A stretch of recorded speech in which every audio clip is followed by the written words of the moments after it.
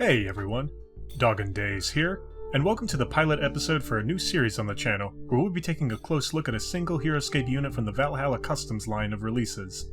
In this series, we'll be analyzing a particular VC unit's strengths, weaknesses, and synergies with both official and other VC units, in an effort to figure out that unit's overall place in Heroscape.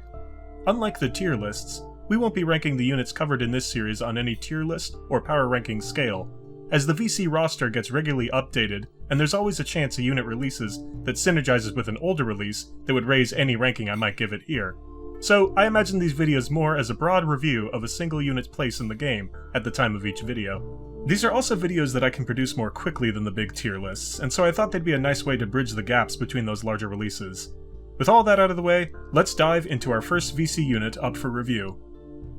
Starting out with the units released in the 2011 to 2013 wave of Soldiers of Valhalla releases, we come in alphabetical order to the Beakface Sneaks, a two-figure melee common squad following the Valkyrie General Einar. Hailing from the planet Mar, the same homeworld of the Morrow, Primadon, and Viper races, these slippery avian rogues were the first unit of the Raptoran race released in either Classic or VC Heroscape. Two-figure squads have always been something of an anomaly in Heroscape. In pre-D&D official Heroscape, the Zedian Guards were the only two-figure squad in the game, and the official D&D releases only added two more, the Death Knights of Valkyrie and the Mesodemon Warmongers. VC has done a great job of introducing a large number of two-figure squads to the game, adding 9 such squads to the roster at the time of this video. But even they are far outnumbered by the volume of 3- and 4-figure squads VC brought to the game. One reason two-figure squads are so rare is that, from a design standpoint, it's tricky to make two-figure squads seem viable when they're surrounded in the roster by larger squads that offer a player more figure activations per turn, sometimes even hero activations via bonding. To compensate, two-figure squads are in especially dire need of strong stats and or useful powers to help them stand out and give players reasons to draft them over 3- and 4-figure squads. So, do the Beakface Sneaks bring enough to the table to justify a player drafting them into their army? To answer that, let's start by analyzing their base stats. As squad figures, the Sneaks have 1 life per figure and are designated a melee unit with their range of 1. They have an above-average move of 6, an average attack of 3, and a below-average defense of 2. Where these unimpressive stats begin to make sense is in their point cost, a very cheap 30 points per squad. At the time of this video, 30 is both their Classic and VC Delta points cost, so they've been untouched by community rebalancing. This gives the Beakface Sneaks the distinction of being one of the 2 cheapest two-figure squads in the entire VC expanded roster, the other being the Tomb Skeleton Archers. A player could draft several squads of these bird boys and still have plenty of points left over for other tech in a standard 400 to 500 point match. Now let's examine their powers to see what else goes into those 30 points. Their first power, Flocking, allows a player to move 2 other Raptoran figures they control up to 6 spaces each after the Beakface Sneak's turn, so long as at least 1 sneak attacked during their attack phase, and so long as the figures being moved by Flocking didn't already move on the movement phase of the turn. The Flocking power is important for the Sneaks as a 2-figure squad, since it gives a player a way to develop the board with more than 2 figures in a turn, which is critical to sustaining battle momentum for a squad that can only dish out 2 attacks per turn. After Flocking, the Sneaks flaunt the Evasive 3 power, which adds 3 to their defense when they're attacked from a non-adjacent figure. The Evasive power was first seen on the Elite Onyx Vipers in official Heroscape, albeit in a much stronger form. The Elite Onyx Vipers possess the Evasive 8 power, meaning they effectively get 10 defense when attacked by a non-adjacent figure. The Sneaks with Evasive 3 effectively get 5 defense from ranged attacks. Not nearly as strong, but still a healthy buff. It should be noted that the Evasive power works on both normal and special ranged attacks, so that 5 defense for the Sneaks is unconditional against all ranged attacks. Finally, the Sneaks have the Glide power, giving them the ability to ignore all falling damage, not as useful as a full-on flying power, and the opportunities to use Glide will rarely if ever come up in tournament maps. But on maps with highly varied terrain, the Sneaks can jump with impunity from heights that might ordinarily kill a figure of their size, so it's by no means an unwelcome power. But let's return to Flocking and Evasive 3, as it's here where these 2 powers combine that the Sneaks really come into their own. Starting with Evasive 3, the comparison that power creates with the Elite Onyx Vipers yields some useful observations about the Sneaks' role in the game, since the Sneaks function both similarly to and differently than their fellow denizens of Mar.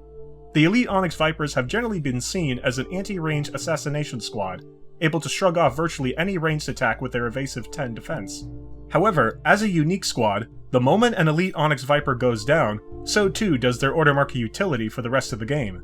This means players are advised to keep the elite Onyx away from melees with large numbers of figures, as they'll likely take casualties the moment they're engaged. And a mob of squad figures could take down all 3 Vipers in one turn with their low base defense of 2. Because of this, the elite Onyx do well when targeting isolated figures without close support, either separately to deal with lone squad figures, or together in a coordinated effort to gang up on a hero. They can also be a strong endgame cleanup unit when there aren't many figures left on the map, and probably shouldn't be activated too often in the early or mid-game over one's army core. The Sneaks, on the other hand, are a common squad that doesn't lose order marker utility upon the first death if multiple squads are drafted. And again, they're cheap. A player can easily draft multiple squads of Sneaks, with 10 squads, 20 figures, amounting to only 300 points of an army. The Sneaks, in other words, can be used much more expendably as grunt foot soldiers in an army core, whereas the elite Onyx Vipers will always occupy a specialist role in an army. Making the Sneaks a player's core unit can make the majority of one's army very range resistant, allowing the Sneaks to dodge range fire as they close in on their targets. And the Sneaks, more than most comparable units, are especially rewarded not only for engaging their targets, but attacking them. So long as a single Sneak attacks on its turn, their flocking power triggers, allowing them to follow up their attack phase with an advancement of 2 more Raptoran figures up to 6 spaces. This works great even if you've drafted no other Raptoran units besides the Sneaks. Activate 2, attack with at least 1, then follow up by developing 2 more Sneaks from the rear to always keep a few within striking distance of the opponent on the Sneak's next turn. It's comforting to know that a Sneak doesn't have to inflict damage on its attack to trigger flocking, since they're not always likely to do damage with only 3 attack. They just need 2 attack, encouraging aggressive play when activating them. Even if someone hasn't played with the Sneaks, it's not hard to imagine the sort of activation cycle flocking allows them to achieve. When an opponent's figures are within their threat range, 2 frontline Sneaks can engage and attack. Regardless of if they do damage, 2 more from behind will move up close by with flocking. The opponent on their turn may take out 1 or both of the first 2 that attacked. But then, on the Sneak player's next turn, the 2 Sneaks that were developed through flocking before now become the next wave of attackers. They'll engage and attack the opponent, thereby triggering flocking again and setting up the next wave, and so on and so forth. A player needs to draft several squads of Sneaks to achieve this, but such activation cycles can help stunt an opponent's development, provided the Sneaks player is activating them often enough in a round. One thing I like about the Sneaks is that you don't necessarily have to run them as an army core if you don't want to.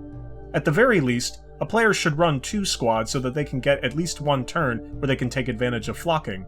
But I generally think players should be drafting these guys in large numbers, with 4 to 5 squads being the minimum players should shoot for.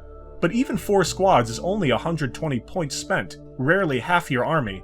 In this way, the Sneaks can act similarly to the elite Onyx Vipers as a team of anti-range specialists supporting the main force, but without the unique squad handicap their elite Viper counterparts suffer from. If a player does want to make the Sneaks their army core, they can function well both on their own or as part of an all-Raptoran build.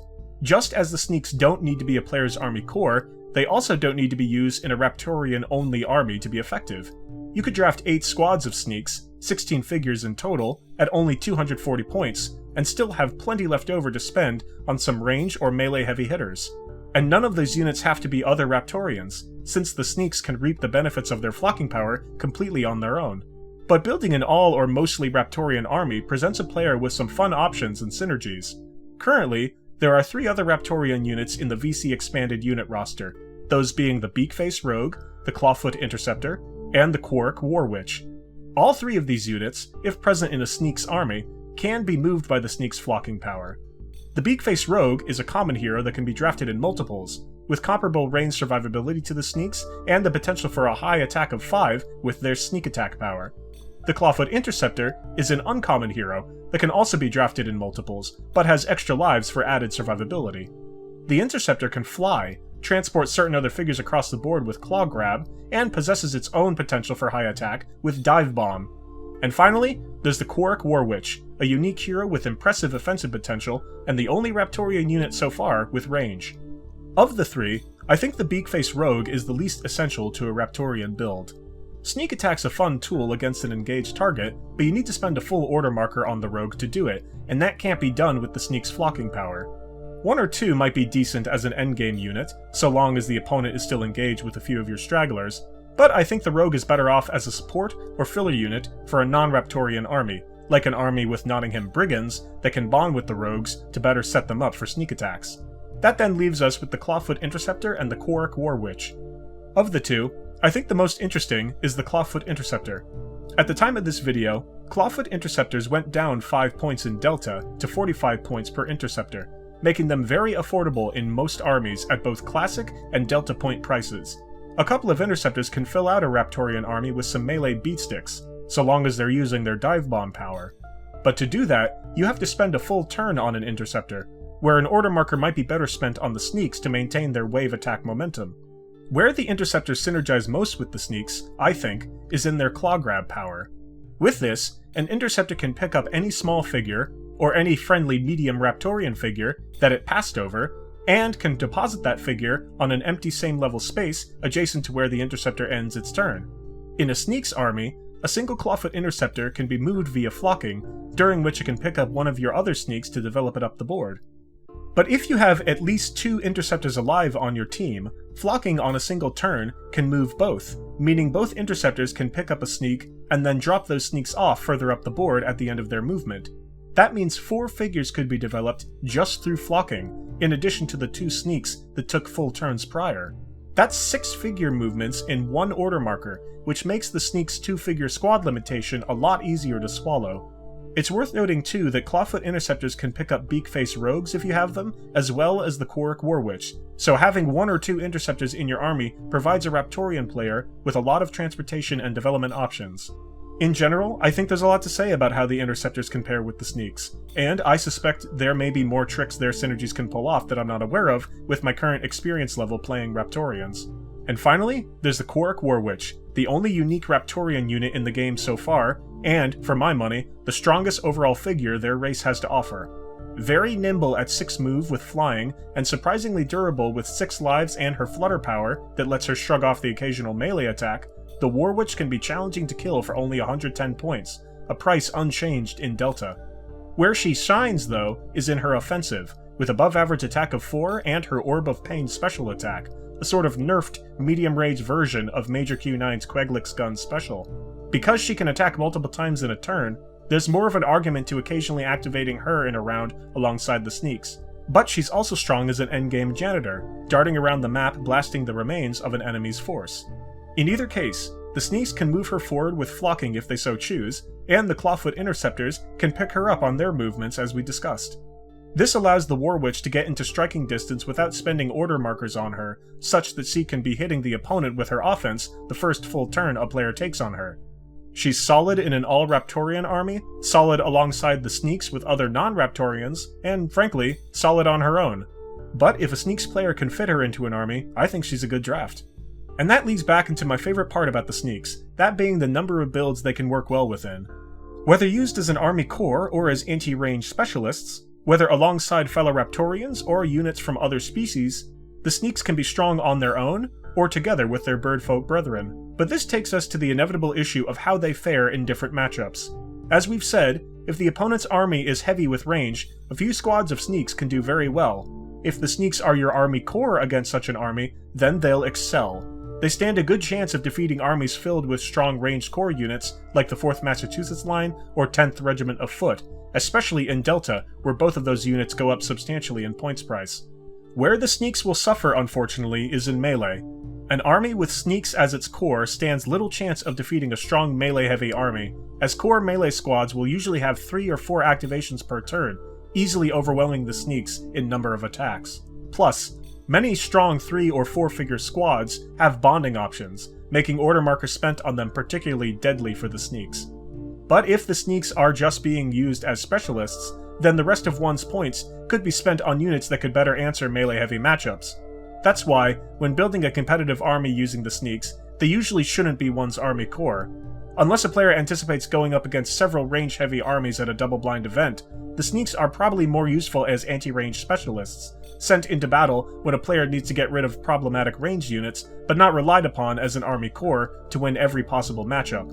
Additionally, if players are building their armies via turn-based drafting, a few squads of sneaks can be a counter draft to an opponent drafting range that also discourages that opponent from drafting even more range. The last scenario I want to imagine is how the sneaks would fare in multiplayer matches. Multiplayer games inevitably favor defensive play, as any given player won't be attacking during the majority of a round. While the sneaks have very low defense, and probably will wither away once the engagements start going, I think they may still have utility with their range defense, making them tough to kill for opponents who are camping on their side of the board with range. But I don't have much experience playing the sneaks in those scenarios, so I can't speak much beyond speculation. All in all, I really enjoy playing the sneaks, and have had a lot of fun with Raptoran armies built around them. They are matchup dependent, and I don't think they're suitable to army core duties in double-blind games, but in the right matchups, they can be a great core. And in most other matchups, if played like special forces, they can give an army a response to most low defense range units in the game. But those are just my thoughts on the sneaks. If you've made it this far, what do you think? Did I get something wrong about them? Did I give the sneaks the right amount of credit? Have I evaluated them too highly? Or did I miss something about them that heightens their utility? Let me know your thoughts down below, especially if you have any fun war stories with them where they did something cool. And finally, do let me know how you like this sort of video. Would you prefer I just stick to longer videos, or would you enjoy smaller drops like this between the bigger uploads? There's no shortage of VC units we could give this treatment to, so this is a series we can carry on for a very long time. And with that, I'll come to a little off-the-cuff part of the video. I like to go off script a little bit on each video, just to sound a little bit more natural or whatever.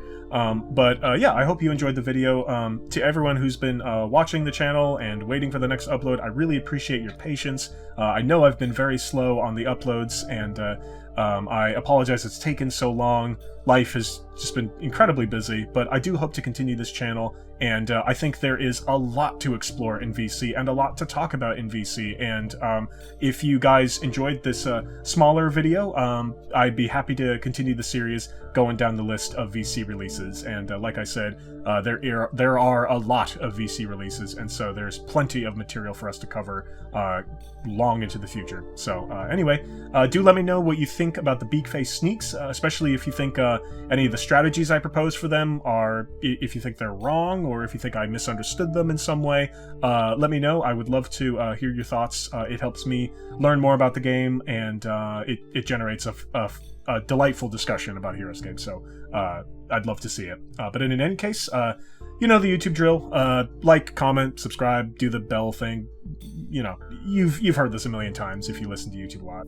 I do have a pretty big video coming up around the corner, so hopefully not much longer on that, and hopefully these smaller videos can bridge the gap, as I said, with the bigger releases.